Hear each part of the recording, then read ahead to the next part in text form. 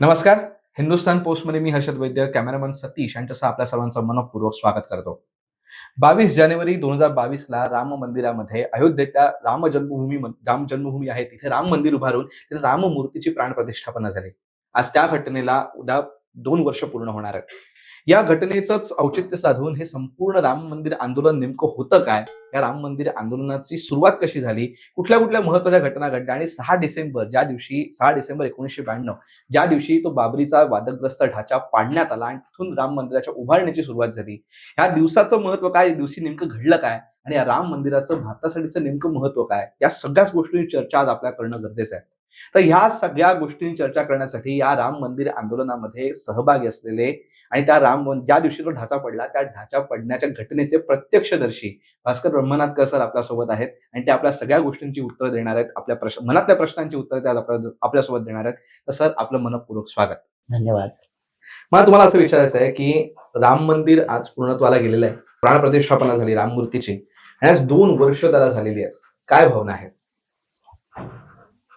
खरोखरच या ठिकाणी आपण हे लक्षात घेतलं पाहिजे की आमच्या डोळ्यासमोर शेकडो राम मंदिरं असताना अयोध्येच्या राम मंदिराची आवश्यकता आम्हाला का वाटली?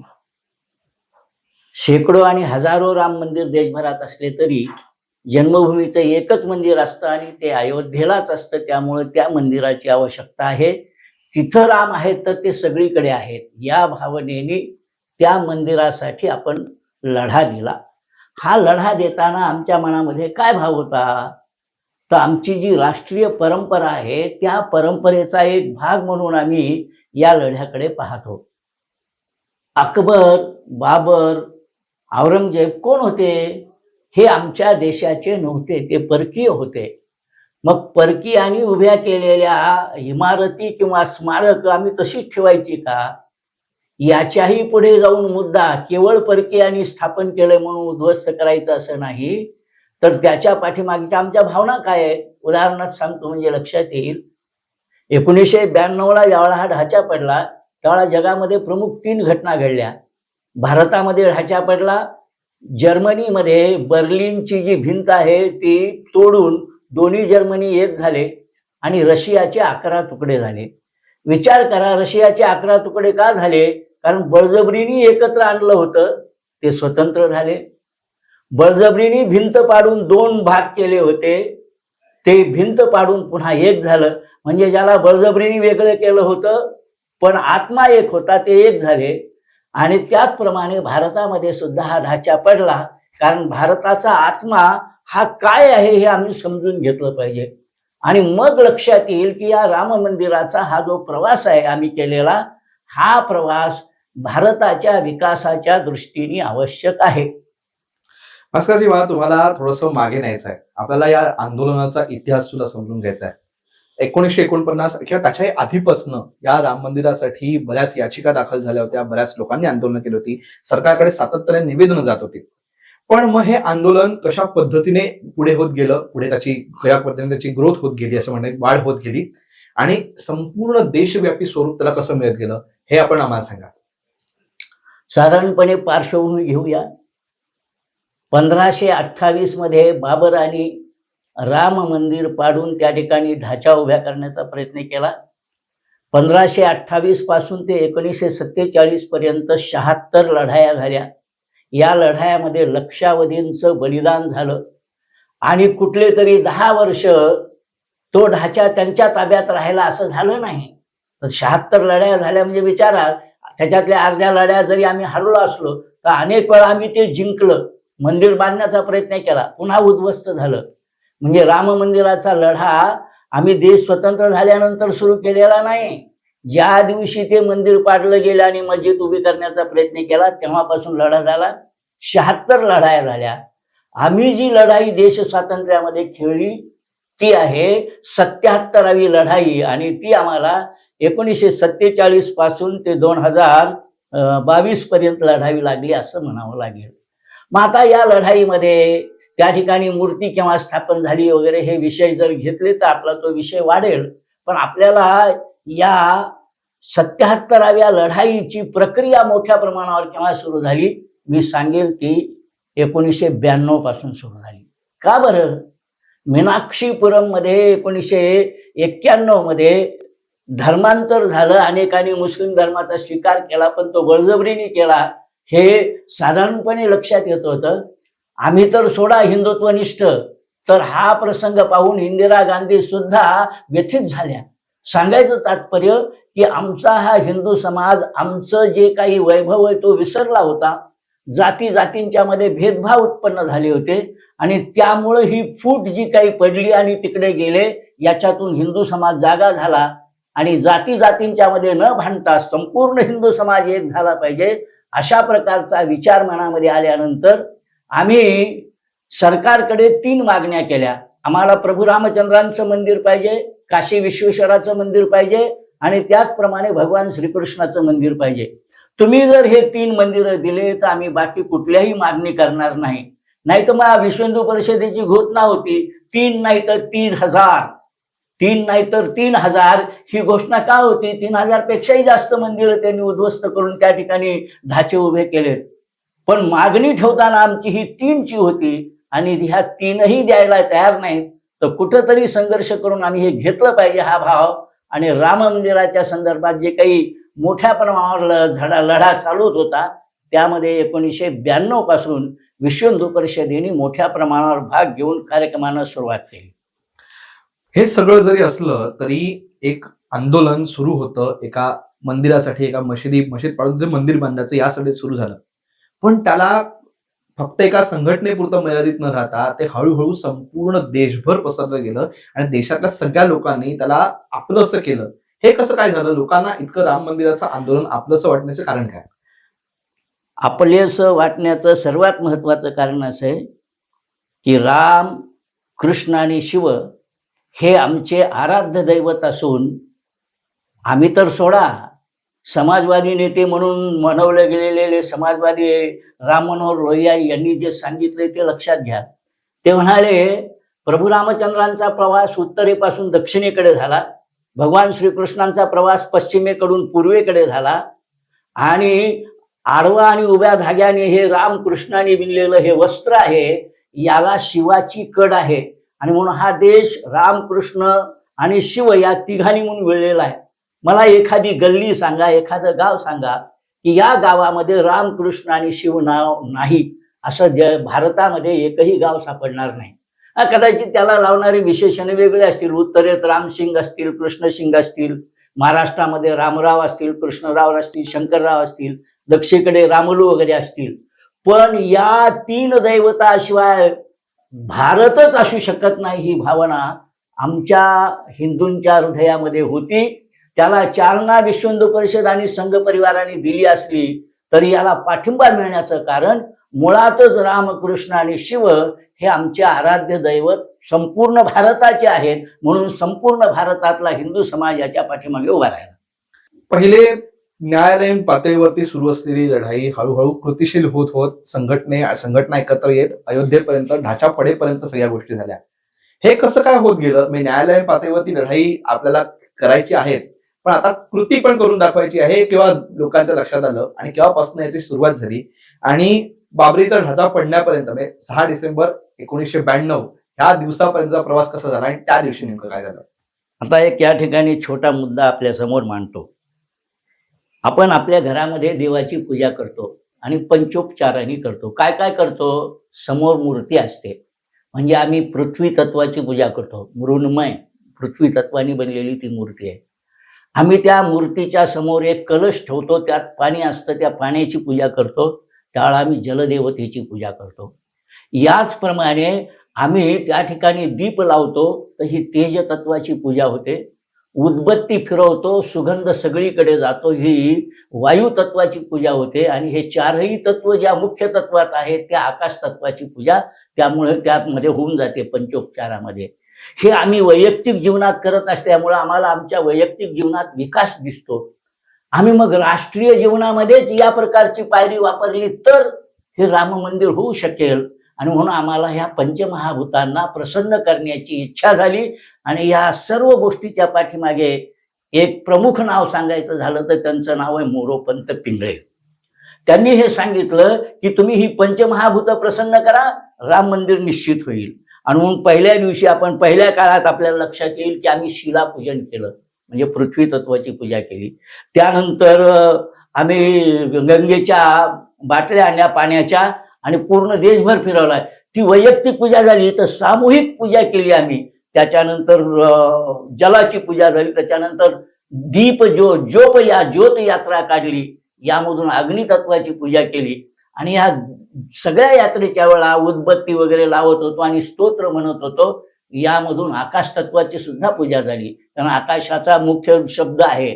तर शब्दाने आम्ही जे बोलतो ती आकाशाची पूजा आहे, त्यामुळं आकाशाची पूजा झाली.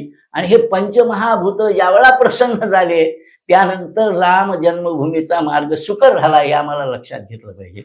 आता आपल्याला न्यायालयीन लढाई आणि हा प्रत्यक्ष ढाच्याच्या संदर्भातला जो संदर्भ तुम्ही विचारलेला आहे, त्यामध्ये हे लक्षात घेतलं पाहिजे की जोपर्यंत काँग्रेसची सत्ता होती तोपर्यंत न्यायाधीशांना सुद्धा एक बंधन होतं की तुम्ही हिंदूंच्या बाजूनी निर्णय द्यायचा नाही. त्यांचं एकतर्फी चाललेलं होतं. हे सगळं असताना ती तर लढाई लढावीच लागेल, पण जनतेच्या जागृतीच्या माध्यमामधून आम्ही ज्या वेळेला 1990 मध्ये कारसेवा करण्याचा प्रयत्न केला, त्या कारसेवेच्या वेळेस जर वर्णन करायचं झालं तर मी स्वतः 150 किलोमीटर पायी चालत गेलेलो आहे. अलाहाबाद पासून ते अयोध्येपर्यंत आम्ही कशा रीतीने केलो, त्यातले एक दोन उदाहरणं सांगायचे झाले तुम्हाला सांगता येतील, परंतु वेळेच्या मर्यादित मी ते सांगणार नाही. पण त्या 150 किलोमीटरच्या प्रवासामध्ये जनतेने आपल्या जवळचं सगळं काही लुटलं. मला एक प्रसंग सांगितल्याशिवाय राहत नाही. आमचा गुप्त रीतीने ज्यावेळा आम्ही चाललो होतो, 50 जणांचा गट होता. त्या गटाला संध्याकाळच्या वेळा काही सूचना कोणीकडे जावं, त्यावेळा एकाने बोलवलं, तुम्ही आज इथंच राहा, तुम्हाला पुढचा मार्ग सापडणार नाही, रात्री तुम्हाला जाता येणार नाही, आमच्या या अड्ड्यावर या ठिकाणी तुम्ही थांबा. आमचा इलाजही नव्हता, आम्ही त्या ठिकाणी थांबलो. साधारणपणे 7च्या दरम्यान आम्ही थांबलो असं. संध्याकाळी 9 वाजता आम्हाला 50 जणांना ताजं जेवण आलं. सकाळी उठल्यानंतर ताजा नाश्ता आला आणि बरोबर सुद्धा नाश्ता दिला. त्या ठिकाणाहून बाहेर पडल्यानंतर 2-1 फरलांग पुढे गेल्यावर आम्ही लोकांना विचारलं, आम्ही तिथं थांबलो होतो. त्यांनी तोंडाला हात लावला आणि तिथं कसं काय थांबलं? म्हणजे काय अडचण आहे? अहो म्हणाले, तो डाकूचा अड्डा आहे. सांगायचं तात्पर्य, डाकूने आम्हाला सहाय्य केलं. अहो आमच्या 50,000 जवळ 2-1 लाख रुपये नसतील का? परंतु कोणाच्याही कवडीला धक्का लागला नाही. आणि रामासाठी सामान्य माणूस तर सोडा, डाकू सुद्धा सिद्ध होते असं म्हणावं लागेल. त्या प्रसंगातून आम्ही निभावलो. पुढे प्रतापगड नावाचा जिल्हा आहे, तिथे गेलो. एक प्रसंग आणखीन सांगतो. त्या प्रतापगडामध्ये असं झालं की एक भारतीय जनता पक्षाच्या कार्यकर्त्यांनी आम्हाला पाहिलं, कारण आमची खूनच होती, एक शबनम, अंगात काही फारसं नाही. त्यांनी म्हटलं, आमच्या घरी या, नाश्ता करून जा. संध्याकाळी 5-5:30ची वेळ असेल. आम्ही त्यांच्याकडे गेलो. 8-10 जण होतो. 50 जणांचे तुकडे झाले, इकडे जा तिकडे जा, 8-10 जण होतो. त्यांनी 8-10 जणांचा नाश्ता तयार केला. आता डिश दिसतात आम्हाला आमच्याकडे येणाऱ्या, की बाहेरून बातमी आली की तुमच्या घरावर पोलिसांची रेड पडते. आम्ही 8ही जण त्या ठिकाणून पळालो. अंधूक पडत होतं संध्याकाळ असल्यामुळे आणि व्हॅन पाठीमागं होती, म्हणून मी रोडच्या खाली उडी मारली. अंधारात काही दिसलं नाही, पण 2 मिनिटांनी दिसतं, आपल्याला माहिती आहे. तर 2 मिनिटांनी दिसलं. जर उडी माझी आणखीन 1 फूट पुढे गेली असती तर 20 फूट खाली असलेला त्या ठिकाणचा नाला होता, त्या नाल्यात मी गेलो असतो. पण राहिलो रामाच्या कृपेने. आणि मग चालत चालत अयोध्येपर्यंत गेलो. 2 तारखेच्या मोर्चामध्ये मी त्या ठिकाणी होतो. 90ला 2 नोव्हेंबरमध्ये गोळीबार प्रचंड झाला. 500च्या वर लोक मारले गेले. परंतु नोंद 100-150ची का झाली? तर अहो, जे मारले गेले त्याच्यात मोठ्या प्रमाणावर संन्यासी होती. आमच्या समोर प्रेत पडलेली होती.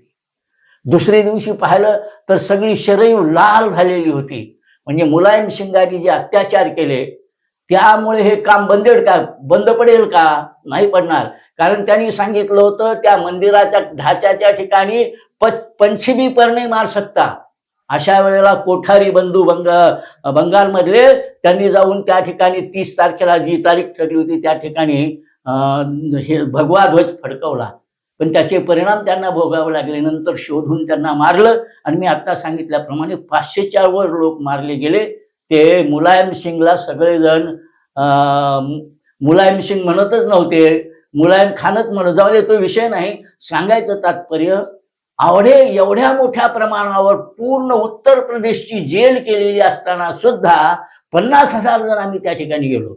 आपण जर त्या ठिकाणची फिल्म पाहिली असेल तर लक्षात येईल की काठ्या अनेकांच्या डोक्यावर बसलेल्या होत्या. आमचे जे प्रमुख आहेत त्यांचं डोकं फुटलेलं होतं. सांगायचं तात्पर्य काय आहे की अशा प्रकाराने त्यावेळेला रक्तरंजित या प्रकारची स्थिती होती. त्या स्थितीतून आम्ही बाहेर पडलो आणि पुन्हा त्यांनी बीजेपीची राज्य खालसा म्हणजे डिझॉल्व्ह केली. याच्या खोलात मला जायचं नाही. पण नंतर ज्या निवडणुका झाल्या, आधी मुलायम सिंग सत्तेवर होता, त्यानंतर कल्याण सिंग सत्तेवर आले आणि ते भारतीय जनता पक्षाचे होते. 92ला जी कारसेवा झाली त्यावेळेला मात्र आम्हाला माहित होतं आम्ही 10 काय 15 लाख लोकांना बोलवलं तरी येऊ शकतील, पण आम्ही त्या ठिकाणी मर्यादित धरून टाकली होती की 1 लाखाच्या वर अयोध्येत कोणी प्रवेश करायचा नाही. जिल्हा कार्यवाह, जिल्हा संघचालक, जिल्हा प्रचारक यांना परवानगीच नव्हती. जे अधिकार सेवेला गेले होते अशांनाच त्या ठिकाणी परवानगी होती. आणि त्याही 92च्या कारसेवेमध्ये मी स्वतः 1,500 कारसेवक, परभणी जिल्हा त्यावेळेला हिंगोली आणि परभणी एकत्र होतं, याचं नेतृत्व करून घेऊन गेलो होतो. त्या ठिकाणची परिस्थिती अत्यंत विलक्षण होती. त्याचंही वर्णन आपल्याला करता येईल. हे तुम्ही आता सगळं सांगतायत, हे तो ढाचा पडण्याच्या आंदोलनाचं सुरुवात हळूहळू कसं कसं पुढे गोष्ट पुढे जात गेली तसं तुम्ही सांगताय आम्हाला. पण 6 डिसेंबरला आता आम्हाला त्याची उत्सुकता जास्त नाही की 6 डिसेंबरला जेव्हा ते सगळं पडत होतं, जेव्हा सगळं आंदोलन इतक्या उग्र पद्धतीने होऊन ते सगळं पडण्यासाठी सुरुवात झाली होती, पाडण्याची सुरुवात झाली होती, ती परिस्थिती कशी होती? तुम्ही त्यावेळेला तिथे उपस्थित पण होता, तो ढाचा पडताना तुम्ही बघितला पण आहे. आम्हाला ते सगळं ऐकायचंय. 3 डिसेंबरला हायकोर्टाचा निर्णय लागणार होता की त्या ठिकाणी आम्ही कार सेवा करायची का नाही किंवा काय. तर तो 3 डिसेंबरला लागला नाही, तारीख ढकलली. 5 डिसेंबरला लागला नाही. पण हिंदू समाजातल्या सगळ्या घटकांच्या मनामध्ये याची तीव्र भावना होती, जर हा आम्हाला ढाचा कायद्याच्या माध्यमामधून हे द्यायला तयार नसतील किंवा निर्णय लांबवीत राहिले तर त्याचा काही अर्थ राहणार नाही. केव्हा तरी आम्हाला एकदा हे करावं लागेल. आता या ठिकाणी स्पष्ट शब्दात एक मुद्दा सांगतो. हिंदू समाजाने ठरवलं होतं, कोणत्या एका संघटनेनं नाही, हे लक्षात घ्या. हे हिंदू समाजाच्या हातात गेलेलं संघटन होतं. समजा संघाने सांगितलं काही करू नका, कोणी ऐकणार नव्हतं. भारतीय जनता पक्षाने सांगितलं आता काही करू नका, ऐकणार नव्हतं. विश्व हिंदू परिषदेने सांगितलं असलं तरी कोणी ऐकायला तयार नव्हतं. जर आम्ही कोर्टाच्या दृष्टीने देश स्वतंत्र झाल्यापासून 92 पर्यंत वाट पाहिली तर आम्ही किती दिवस वाट पाहणार? अशा प्रकारचा भाव ज्यांच्या अंतःकरणात होता, त्यामध्ये संघाचे स्वयंसेवक सुद्धा होते. सगळेच काही संघाने दिलेल्या आज्ञेप्रमाणे जा या सरळ रेषेने जाणारे होते असं नाही. तर एकदा हे हिंदू समाजाचं आहे आणि हे हिंदू समाजाने घेतलं पाहिजे अशा प्रकारचा भाव अंतःकरणामध्ये ठेवून उत्स्फूर्त रीतीने त्या ठिकाणी जी सगळी जमली होती. मी त्यामध्ये अगदी 50 फुटावर होतो त्या ढाच्यापासून. तर त्या ढाच्याच्या ठिकाणी 5,000च्या वर कोणालाही जायला परवानगी नव्हती. ज्यांना जायचं ते गेले होते. हे हिंदू समाजाच्या अंतःकरणात असलेला भाव होता. नंतर आल्यावर आम्ही अनेकांच्याकडून ऐकलं, म्हणाले त्या ठिकाणी स्फोट झाला, तुम्ही बॉम्ब नेले होते वगैरे. अहो म्हटलं बॉम्ब वगैरे काही नाही, मनुष्य हाच त्या ठिकाणी बॉम्ब होता. आम्हाला बाहेरच्या गोष्टीची गरज नाही. आम्ही त्या पद्धतीने हिंसाचारामध्ये जात नाही.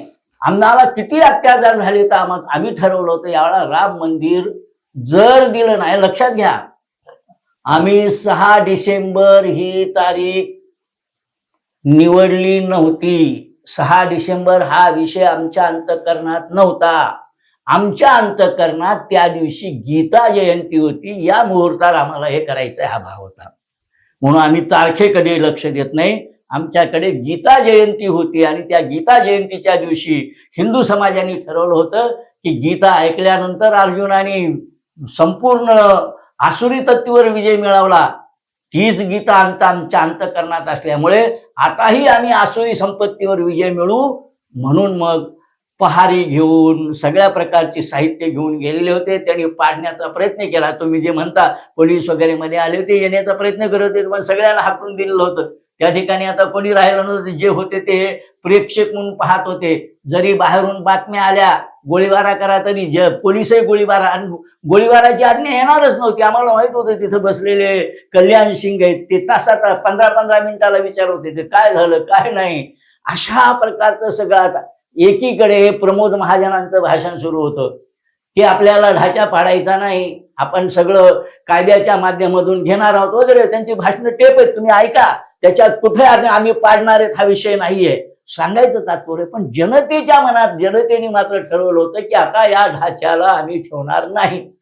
लक्षात असं आलं की अर्धा तास वर चढून वगैरे हे जरी झालं तरी काही पडायला तयार नाही. मग काही जणांच्या लक्षात आलं की खालच्या भिंती ह्या मातीने बनलेल्या आहेत, दगड काही असतील, परंतु त्या काही सिमेंट कॉन्क्रीट वगैरे अशा नाहीत. म्हणून खालून पहारी मारायला सुरुवात केल्यामुळे काय झालं की वरचा ढाचा जशाला तसा पडला. त्यात काही कारसेवकही गेले. सांगायचं तात्पर्य मग एक, दुसरा आणि तिसरा ढाचा हा पाडला गेला. आणि सगळीकडून पोलिसांना येण्यासाठी 5 किलोमीटर पर्यंत जागाच ठेवली नव्हती. मिलिटरीला येता येईल अशी स्थिती नव्हती. सगळे रस्ते कारसेवकांनी बंद करून टाकलेले होते. त्यामुळं पोलीस येणार नव्हते, मिलिटरी येणार नव्हती. तो ढाचा पाडून त्या ठिकाणचा मलबा हलवण्यामध्ये मात्र आम्ही होतो. पाडायच्या वेळा प्रत्यक्ष पहार घेऊन काही गेलो नाही, पण मलबा हलवण्यासाठी तिथं आम्ही केलं. आणि त्या ठिकाणी एक छोटं मंदिर वही बनाएंगे, हा आम्ही 6 डिसेंबर 1992 केलं. भव्य बनाएंगे हे 2022 झालं. तुम्ही हे सगळं सांगतायत, ही सगळ्या आठवणी ऐकून आम्हाला पण आता खूप तो संपूर्ण काळ आमच्या समोर उभा राहतोय. पण राम मंदिर हे आज इतकं महत्वाचं एक गोष्ट एक इतिहासाला कलाटणीच मिळाली त्याने, भारताच्या संपूर्ण इतिहासाला. पण आज राम मंदिर हे राष्ट्र निर्माणाचं साधन झालंय असं सगळीकडनं म्हणतात. इनफॅक्ट आज तो सगळे हिंदू समाजाची भावनाच आहे. हे कसं काय आहे, राम मंदिर आणि राष्ट्र निर्माण ह्याची सांगड कशी काय घातली गेली? ज्ञानदेवे रचिला पाया, उभारले देवालया, नामाधातयाचा किंकर त्याने केला हा विस्तार. एकनाथ जनार्दन खांब दिला भागवत, तुका झालाशे कळस. कुठे होते मंदिर ज्ञानेश्वरांनी पाया रचलेलं? फक्त पंढरपूरचं आहे का? तेही मंदिर व्यवस्थित केलं बाहेर नाही. हे आहे वैचारिक मंदिर. म्हणजे नामातयाचा किंकर त्याने केला हा विस्तार. पंजाब पर्यंत हे मंदिर गेलं आणि आज तर पसायला जगात गेलंय. म्हणजे ज्ञानेश्वरांची रचलेला पाया जागतिक मंदिर झालंय. तसं राम मंदिर म्हणजे भौतिक वास्तू केवळ नसून, भौतिक वास्तू तर झालीच पाहिजे, यात वादच नाही, पण त्याबरोबर राम मंदिराचा जो आदर्श आम्ही विसरलो होतो प्रभू रामचंद्रांचा, तो प्रस्थापित करणं म्हणजे राष्ट्र मंदिर. उदाहरण सांगतो म्हणजे लक्षात येईल. औरंगजेबाने आपल्या स्वतःच्या बापाला अटक केली, शहाजहानला. त्याच्यावर काय अत्याचार केले काय नाही आपल्याला फार खरवत नाही, परंतु त्याला भेट म्हणून काय पाठवलं तर दारा शिकोह याचं मस्तक तबकामध्ये व्यवस्थित ठेवून त्याच्यावर कपडा घेऊन बापाला भेट पाठवलं. बरं, त्यानंतर शहाजहानला पाणी सुद्धा मर्यादित मिळत असे. शहाजहान असं औरंगजेबाला म्हणायला, अरे मला पाणी प्यायला तर द्या. ते म्हणाले तुला पाणी सुद्धा मिळणार नाही. आता मग शहाजहाननी जे उद्गार काढले ते लक्षात घ्या. शहाजहान म्हणाला की मी जर हिंदू असतो तर माझ्या मुलाने जिवंत असताना तर पाणी दिलंच असतं, पण मेल्यानंतर सुद्धा मला कुणी पाणी पाजलं असतं.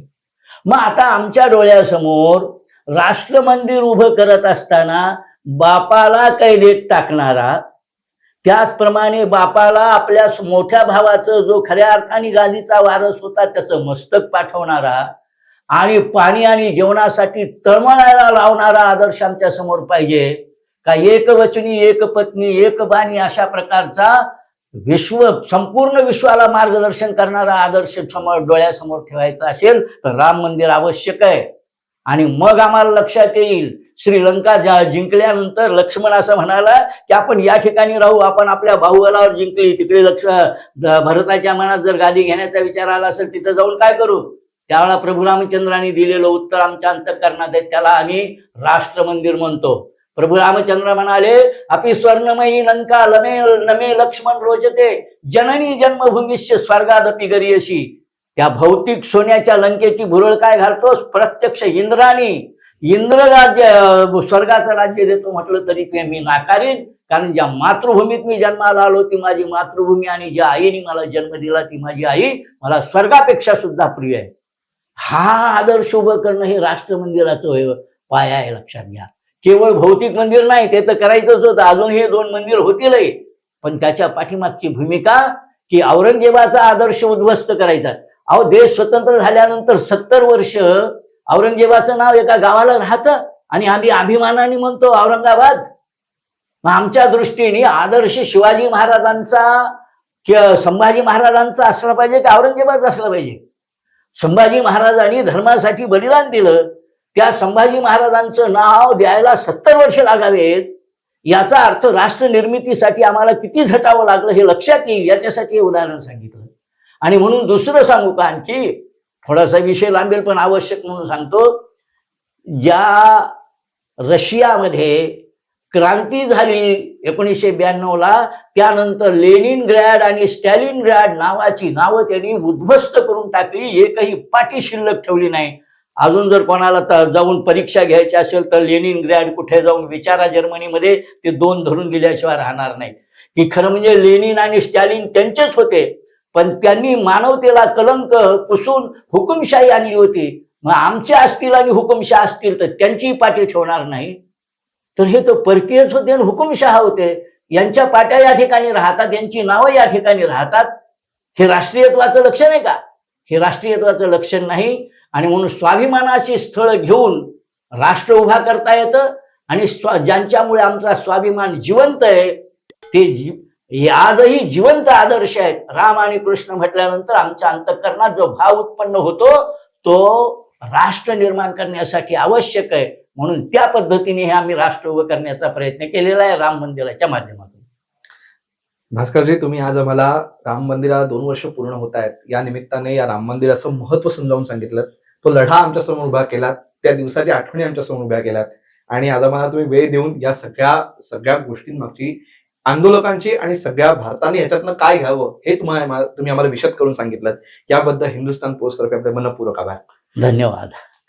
ते हे होते भास्कर ब्रह्मनाथकर सर. त्यांनी आपल्याला राम मंदिर हे जे 2 वर्ष आता त्याला पूर्ण होत आहेत, या 2 वर्ष पूर्तीच्या निमित्ताने राम मंदिराच्या आंदोलनाचा इतिहास जागवला. त्या 6 डिसेंबर ज्या दिवशी ते सगळ्या राम मंदिराची सुरुवात झाली, या सगळ्या गोष्टी, त्या आठवणी त्यांनी आपल्यासमोर जागवल्या, आणि राम मंदिराचं या सगळ्या भारतासाठी काय महत्व आहे हे सुद्धा त्यांनी आपल्याला विशद करून सांगितलं. ही मुलाखत तुम्हाला कशी वाटली कमेंट बॉक्समध्ये नक्की सांगा, आणि असेच माहितीपूर्ण व्हिडिओज बघण्यासाठी हिंदुस्थान पोस्ट युट्यूब चॅनलला सबस्क्राईब करा आणि फेसबुक पेजला लाईक फॉलो करायला विसरू नका. धन्यवाद.